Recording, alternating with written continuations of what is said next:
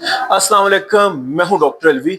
गर्मियों का मौसम है और इस मौसम में मैं अक्सर अपने कोलीग्स के साथ मजाक में कह रहा होता हूं कि गर्मियों में तो बीमारियों का बुफे लगा होता है।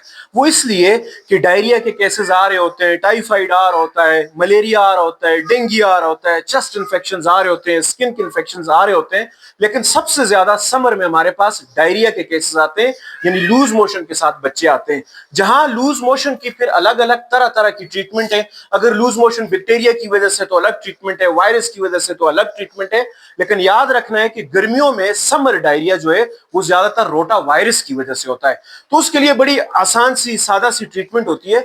उस ट्रीटमेंट में एक चीज है जिसका बड़ा इंपॉर्टेंट रोल है और उस चीज का नाम है जिंक।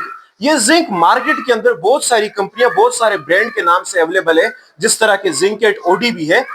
अब जिंक का क्या रोल है डायरिया के अंदर? बेसिकली जिंक ये काम करती है कि डायरिया की वजह से जो इंटेस्टाइन, आंत के अंदर जगह जगह पे जख्म बन जाते हैं और आंत के खुलिये जो डैमेज हो जाते हैं, उनकी ग्रोथ, उनकी नशो नुमा को बड़ी तेजी से ये कर रही होती है। मेडिकल भाषा में हम इसको कहते हैं रीएपिथेलाइजेशन।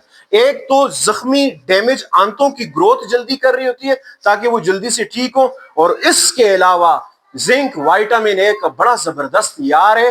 विटामिन ए आपकी बॉडी को इम्यूनिटी प्रोवाइड करता है। तो जिंक जो है वो लिवर से विटामिन ए को उठा के पूरी बॉडी में डिस्ट्रीब्यूट करता है ताकि बच्चे की इम्यूनिटी बढ़े और बच्चा जो है वो जल्दी ठीक हो। लिहाजा समर डायरिया में मेरे जितने कोलीग्स हैं उनको मैं मैसेज देना चाहूंगा, जितना जोर आप ओआरएस पे देते हैं उतनी अपनी क्लिनिकल प्रैक्टिस में आपने जिंक को भी जहन में रखना है और इसको क्लिनिकल प्रैक्टिस का हिस्सा बनाना है। देखते रहें। Thank you so much.